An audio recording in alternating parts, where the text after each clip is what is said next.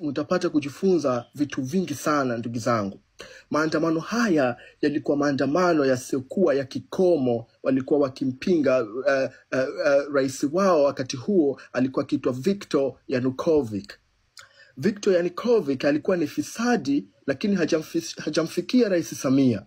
Hajamfikia Rais Samia kwa ubaya, lakini alingolewa kwa maandamano makubwa. Na hawa wa Ukraine, maandamano yao yalikuwa ya usiku na mchana. Hawajarudi nyumbani kulala.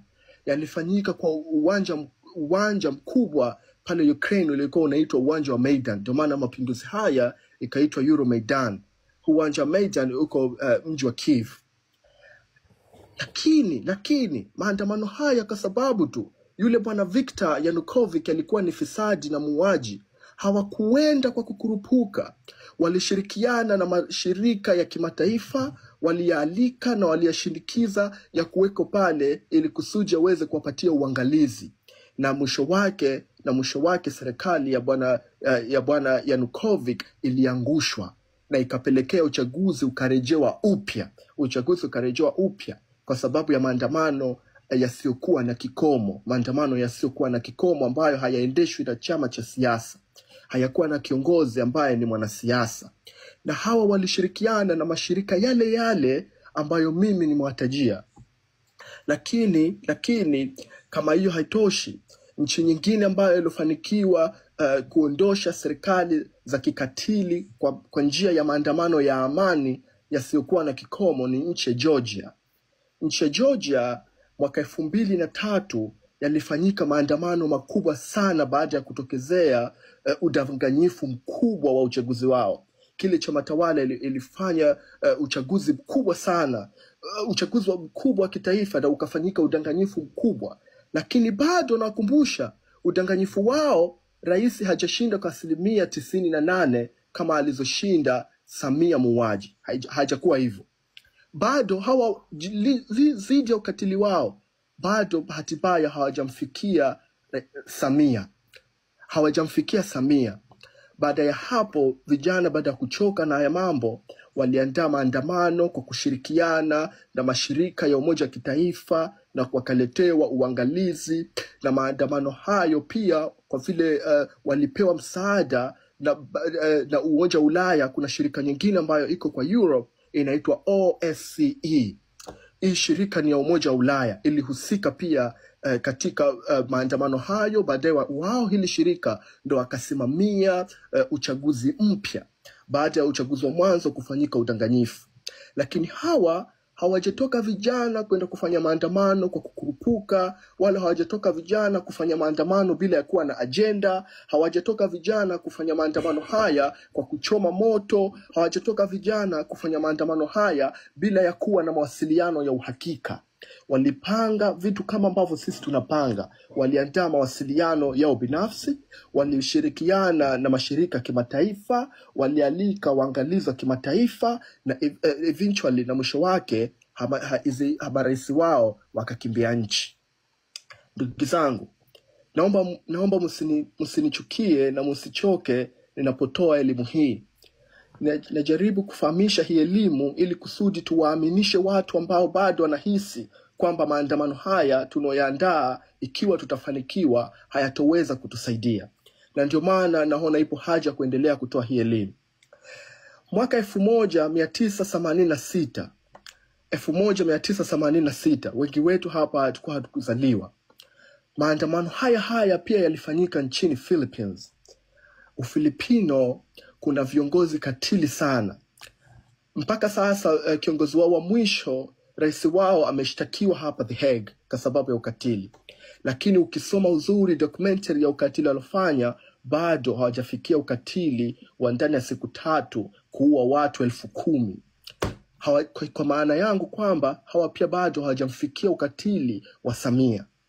1986, baada ya udikteta wa bwana Ferdinand Marcos wa nchini Filipino, vijana kuchoka na udikteta wao, baada ya kuwa wanatekwa na wanateswa na kubambikiwa makesi ambayo sisi ndugu zetu sasa wanashtakiwa, waliandaa maandamano yaliyodumu kwa siku 4 bila ya kulala, bila ya kula, bila kuamka. usiku mchana watu wanaimba nyimbo ya maandamano bila kupumzika. Waliingia kwa shift.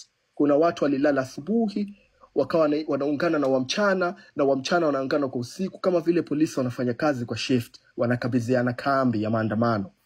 Maandamano haya yalidumu kwa siku 4 bila ya kustop, lakini alikuwa na usimamizi wa kimataifa. Walikuwa wamejipanga kimawasiliano, na maandamano haya ya siku 4 walienda kukaa katika sehemu ambazo mimi nimeshauri, kama vile kukaa maeneo ya bandari, maeneo ambayo nchi ina rasilimali. Mwisho wake baada ya kufanyika maandamano haya, Bwana Marcos zidi ya ubabe wake na ukatili wake alikimbia nchini. Bwana Marcos aliondoka, na baada kuondoka, ukisoma kidogo ndo utajua kwamba ndo akaja akachukua nchi Bwana Corazon Aquino, ndo akawa rais baada ya Bwana Marcos kukimbia nchi. Nchi ya 7 ambayo imefanikiwa na mpango ambao najaribu jamani kuwaaminisha kwamba unatupa guarantee ya kuitoa serikali ya Samia ni nchi inaitwa Moldova. Walifanya aina ya maandamano haya ambayo sisi tunafanya mwaka 2009. Na sababu yao ilikuwa kulitokezea wizi mkubwa sana wa kura. Lakini bado rais alishinda kwa 80%, haijafika 90% ambayo Samia kavuka rekodi ya makatili ambao nimewatajia. Wakafanya maandamano ya amani, na walishirikisha mashirika ya kimataifa, na walikuwa na mawasiliano yao binafsi, na maandamano yale yalipelekea uchaguzi mpya kufanywa, na ulisimamiwa na shirika inaitwa OSCE.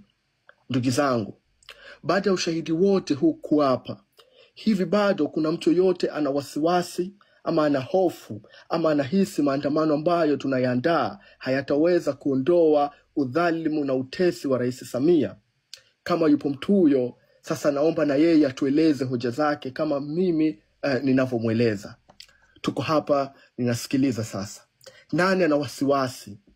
Nani ana hofu ikiwa mambo haya tutayapanga na yatakuwa kama tunavyotaka yawe, tutashindwa kumtoa Rais Samia? Nani ana hofu? Kama kuna mtu yote atakuwa ana hofu, basi tunaomba atueleze, sio kwa kututukana wala sio kwa ubabe, atueleze kwa kitaalamu, atupe na reference kama ambavyo sisi reference tunawapa. Na ikiwa kweli mtu yote anopinga maandamano haya anazo reference za kutosha, niko tayari tubadilishe mtazamo wetu. Lakini asije na ubabe, asije na matusi, wala asije na maneno mengi. Aje na reference, ataje nchi, ataje tarehe, ataje mambo. Ndugu zangu, niliwahamasisha sana. Miongoni mwa barua ambazo tunaandika, lazima tuandikie Kanisa Katoliki Vatican. Kwa sababu Kanisa Katoliki la Vatican ndilo kanisa pekee ambalo lilihakikisha maandamano yanabaki kwa amani nchini Filipino. Baada ya Bwana Fernandez Marcos kuwa mbabe na mtesi, basi Katoliki peke yake ya Vatican. Mimi ndugu zangu sio Mkatoliki, lakini ninapoliunga jambo mkono ni kwa sababu ya protocol only, sio kwa sababu za kidini, ni kwa sababu ya protocol only. Protocol tutakayoihitaji kutoka Catholic, tutawaambia kwamba ndani ya barua kwamba sisi ni vijana ambao hatujafika hata miaka 30, lakini tumesoma umuhimu wenu kwamba mmewahi kusimamia maandamano ya amani na yakabaki ya amani bila kuteswa mtu mwaka 1986. Na mkafanikiwa, na tunaomba wakilishi wenu na msimamo ambao mlowapa Ufilipino mwaka 1986 mtupatie sisi. Na pia nitakuombeeni sana ndugu